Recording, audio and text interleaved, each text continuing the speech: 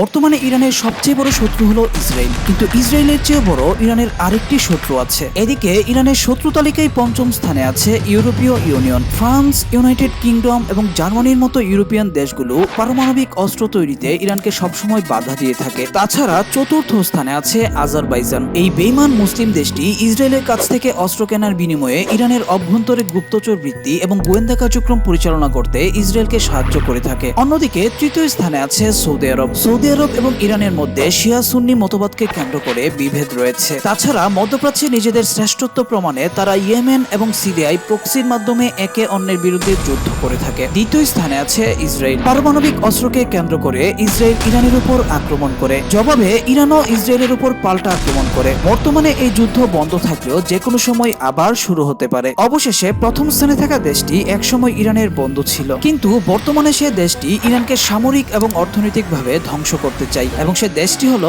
America.